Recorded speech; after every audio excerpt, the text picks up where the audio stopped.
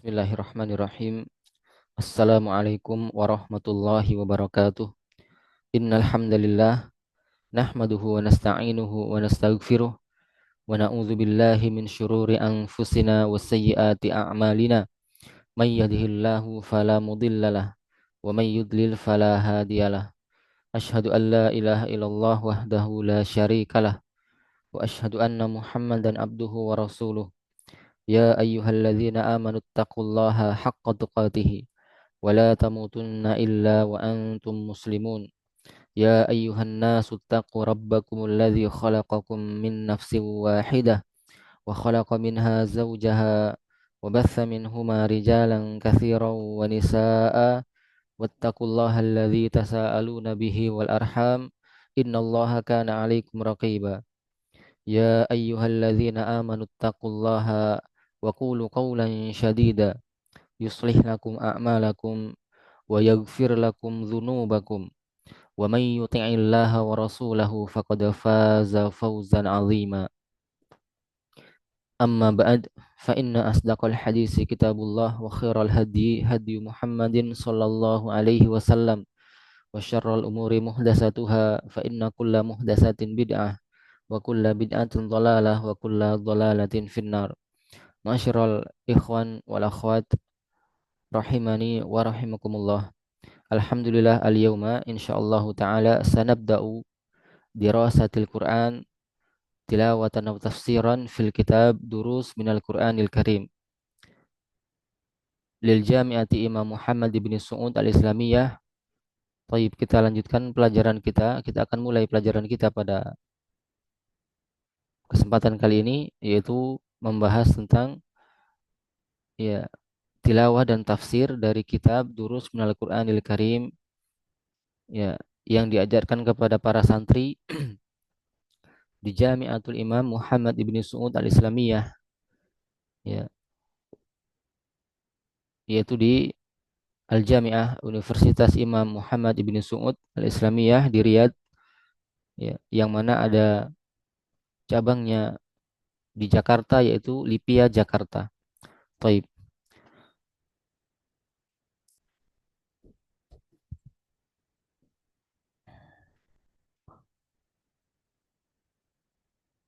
Modul ini, ya, tujuannya adalah untuk mengangkat kewajiban seseorang dalam mempelajari Al-Qur'anul Karim, memahami makna bacaan di dalam salat, karena memang di dalamnya kita ambil ayat-ayat atau surah-surah pendek, yang mana surah-surah tersebut adalah surah-surah yang sering kita baca di dalam salat, ya, untuk merenungi ayat-ayatnya, ya, menyelami arti dan juga petuah-petuahnya, sebagaimana firman Allah Subhanahu wa taala, kitabun anzalnahu ilaika mubarak.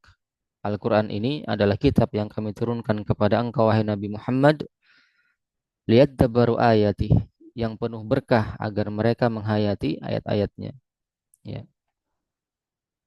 Wal yatadzakkara ulul albab, dan juga orang-orang yang berakal, ya, bisa mendapatkan pelajaran. Ini ayat surah Shad.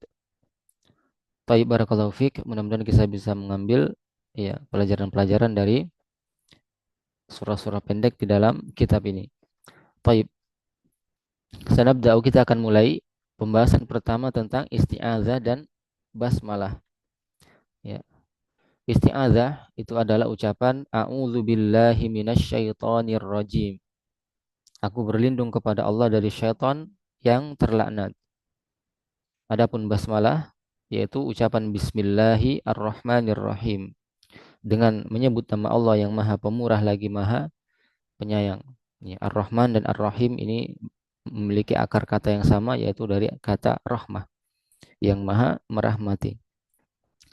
Taib, al-masail, masalah-masalah atau pembahasannya adalah yang pertama makna isti'adzah, yaitu tentang makna isti'adzah. Kita merujuk ke kitab aslinya, bahwasanya makna al-isti'adzah itu, ya, pertama a'udzu, as'alullahal azim, afwan, as'alullaha an yub'ida anni syarra syaitan. Jadi a'udzu itu artinya adalah Aku memohon kepada Allah agar dia menjauhkan dariku syarra syaitan, keburukan syaitan. Ya, keburukan syaitan. Ini makna a'udzu. Taib. Kemudian asyaiton adalah ismun min asma'i iblis. Ya, syaiton itu artinya nama-nama, adalah sebuah nama dari nama-nama iblis. Ya. Kemudian ar-rajim itu artinya adalah al-ba'idu an rahmatillah, jauh dari rahmat Allah Subhanahu wa taala. Ya, maka ini makna al-isti'adzah. Ya, kita jabarkan di setiap kata yang ada di al-isti'adzah. A'udzu billahi minasyaitonir rajim. Aku berlindung kepada Allah dari syaitan yang terlaknat. Itu maknanya adalah ya bahwasanya seorang hamba itu memohon perlindungan kepada Allah, yaitu memohon kepada Allah agar dia dijauhkan dari keburukan syaitan. Ya, di mana syaitan itu adalah sebuah nama dari nama-nama iblis. Jadi dia dari bangsa iblis. Ya. Dan ar-rajim yang terlaknat atau kadang juga diartikan yang terkutuk, itu maknanya adalah al-ba'idu an rahmatillah, jauh dari rahmat Allah Subhanahu wa taala. Ya. Kemudian di antara faidah lainnya juga disebutkan yaqra'ul muslimul isti'adzata qabla an yabda'a bi qira'atil Qur'anil Karim. Seorang muslim itu membaca al-isti'adzah kapan? Yaitu qabla an yabda'a bi qira'atil Qur'anil Karim, sebelum memulai ya membaca Al-Qur'anul Karim. Ya. Baik. Kemudian